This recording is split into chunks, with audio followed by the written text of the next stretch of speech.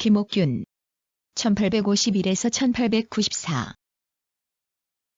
조선 후기의 정치가 갑신장변을 주도하였는데 갑신장변에 투영된 김옥균의 사상 속에는 문벌의 폐지, 인민평등 등 근대 사상을 기초로 하여 낡은 왕정사 그 자체에 어떤 궁극적 해답을 주려는 혁명적 의도가 들어있었다. 조선 후기 정치가이며 갑신장변을 주도하였다. 1851년 충청남도 공주에서 세도가였던 안동 김씨 집안에서 출생하였다. 그의 부친은 김병태였으며 어머니는 은진 송씨로 당대 문벌 가문 출신이었다. 그의 부친은 충남 천안으로 이주하여 작은 서당을 열어 어린 학동들을 가르치며 생활했다.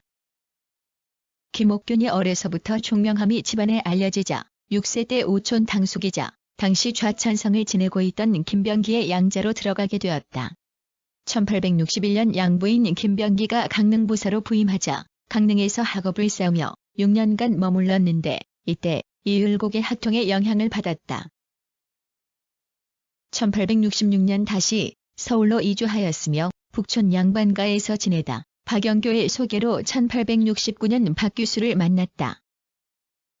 김옥균은 그의 문화에서 개화사상의 영향을 받게 되었다. 특히 개화파였던 한의원 유대치에게 많은 영향을 받았다.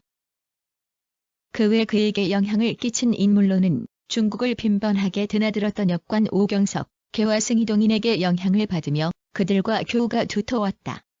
1872년 22세 때 알성문과의 장원으로 급제하여 그해 성균관 전적으로 임명되었으며 이후 홍문관 교리, 정원 등을 역임하면서 관료로서 출세가도를 달렸다. 하지만 흥선대원군이 물러나고 외척 세력이 득세하자 개혁의 필요성을 깨닫고 뜻을 같이 하는 동지들을 규합하여 충의회라는 개화파 조직을 만들었다. 당시 충의회에는 서광범, 홍영식, 서재필 등 명문가의 자제들이 가담하였다. 1881년 김옥균은 고종의 허락을 얻어 근대화된 일본의 모습을 직접 시찰하였다. 다음 해 다시 수신사 박영효 일행의 고문으로 일본으로 건너갔으며 일본 측의 극진한 대접을 받았다. 이때 김옥균은 조선을 속국으로 생각하는 청나라의 내정 간섭을 제욕적이라고 비판하였고 일본의 힘을 빌려 조선의 개혁을 꾀할 결심을 하였다.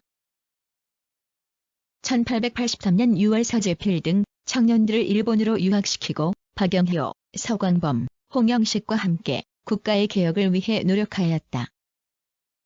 고종의 위임장을 얻어 일본 정부 측의 군인 양성을 위한 300만 원의 자관을 교섭하였으나 실패하였다. 민씨 일파의 방해 공작과 개화파를 통해 조선을 진출하기보다는 민씨 일파가 더욱 쉽다는 일본 측의 정책 변화 때문이었다. 자관 도입에 실패한 김옥균은 친청파의 압력을 받고 관직에서 물러나 집거하였다.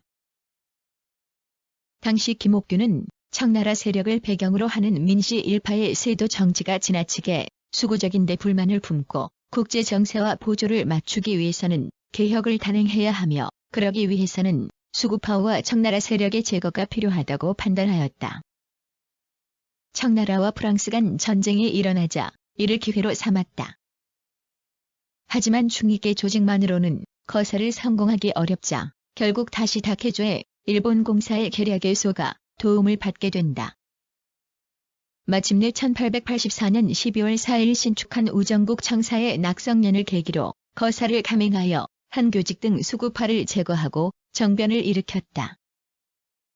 이튿날 조직된 새 내각의 호조 참판으로 국가재정의 실권을 잡았으나 갑신장변이 3일 천하로 끝나자 일본으로 망명, 10년간 일본 각지를 방랑한 후 1894년 상하이 상해로 건너갔다가 자객 홍종우에게 살해되었다.